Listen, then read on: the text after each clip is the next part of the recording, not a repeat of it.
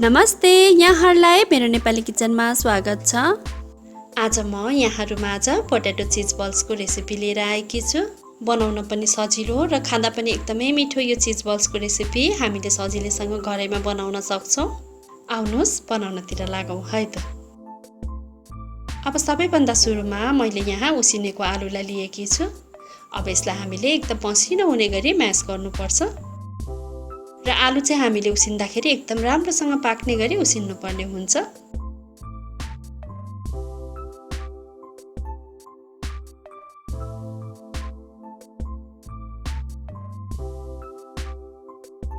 अब यो आलुलाई मैले डल्लाहरू नरहने गरी राम्रोसँग मिचिसकेकी छु।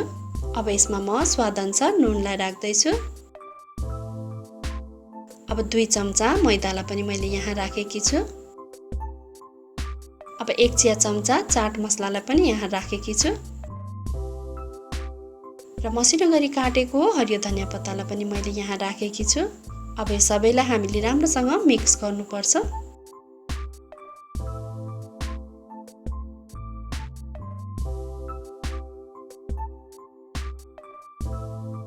अब यो राम्रोसँग मिक्स भइसकेपछि यसलाई म एकछिन साइडमा राख्दै छु।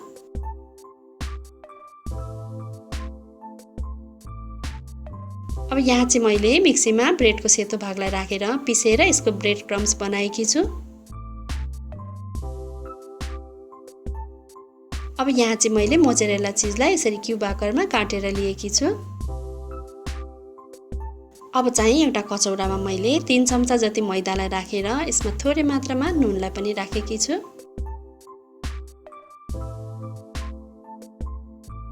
अब यसमा पानी राखेर हामी यसको घोल तयार गर्छौं।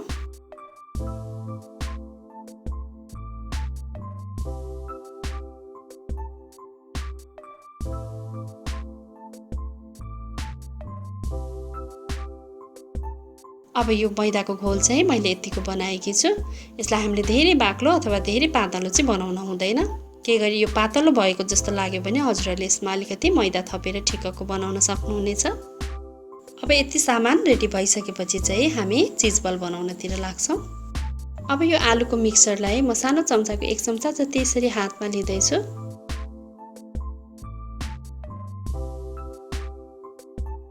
त्यसपछि यसरी हल्का गहिरो बनाएर हामीले यो आलुको भित्र यो चीजलाई यसरी राख्नुपर्छ।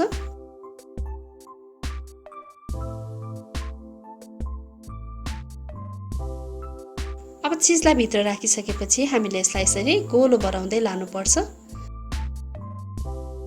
र यो डल्लोलाई अब हामीले यसरी ब्रेड क्रम्समा राखेर एकपटक सबैतिरबाट राम्रोसँग ब्रेड क्रम्स लगाउनु पर्छ।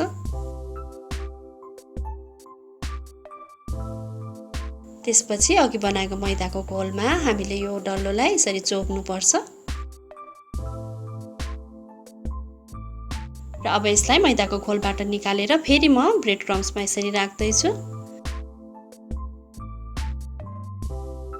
र यसको सबैतिरबाट ब्रेड क्रम्स राखिसकेपछि हामीले यसरी हातमा लिएर यसलाई फेरि एकपटक हल्का हातले गोलो बनाउनु पर्छ। यसो गर्दा चाहिँ यो ब्रेड क्रम्स यो चीज बलमा राम्रोसँग सेट हुन्छ। अब यसरी तयार गरेको पोटेटो चिज बल्सलाई हामीले एउटा प्लेटमा राख्दै जानुपर्छ। अब यसरी नै हामीले सबै यो पोटेटो चिज बल्सलाई बनाएर तयार गर्नुपर्छ।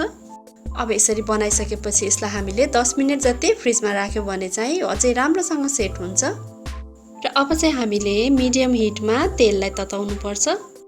र तेल तातिसकेपछि हामीले एउटा एउटा गर्दै चिज बल्सलाई अब तेलमा फ्राई गर्नुपर्छ। र यसलाई फ्राई गर्दा चाहिँ तेल चाहिँ यो चिज बल डुब्ने गरी नै हुनुपर्नेछ, नत्र भने चाहिँ हजुरहरूको यो चिज बल फुट्न पनि सक्छ। अब एकापट्टि हल्का गोल्डन ब्राउन भएपछि हामीले एउटा चम्चा लिएर यसलाई हल्का हातले अर्कोपट्टि पल्टाउनु पर्छ। र हामीले ग्यासको फ्लेम चाहिँ मिडियममा नै यसलाई फ्राई गर्नुपर्ने हुन्छ।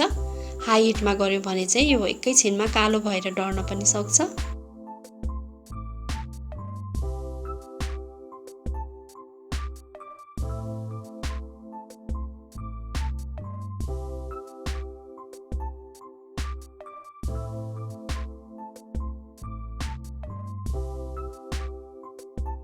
अब चाहिँ यो चीज बल यसरी गोल्डन ब्राउन भएर राम्रोसँग फ्राई भइसकेको छ।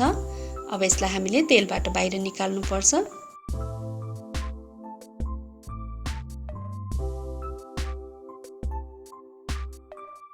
अब यसरी नै हामीले बाँकी रहेको सबै चिज बल्सलाई पनि बनाएर तयार गर्न सक्छौँ।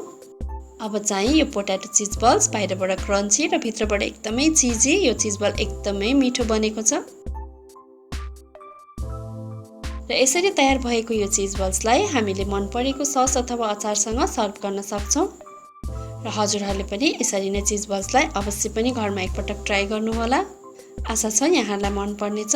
र आजको भिडियो यहाँहरूलाई कस्तो लाग्यो, मन पर्यो भने लाइक, कमेन्ट र सेयर अवश्य पनि गरिदिनु होला। र मेरो नेपाली किचनको फेसबुक पेज र इन्स्टाग्राममा पनि यहाँहरूले मलाई फलो गरिदिनु होला। र च्यानललाई सब्स्क्राइब गर्नुभएको छैन भने सब्स्क्राइब गरेपछि छेउमा रहेको बेल आइकनलाई अवश्य क्लिक गरिदिनु होला। यसले गर्दा मेरो नयाँ नयाँ भिडियोहरूको नोटिफिकेसन यहाँहरूमाझ सजिलै आउने गर्छ। हवस् त, यहाँहरूको दिन सुखमय बितोस्। धन्यवाद।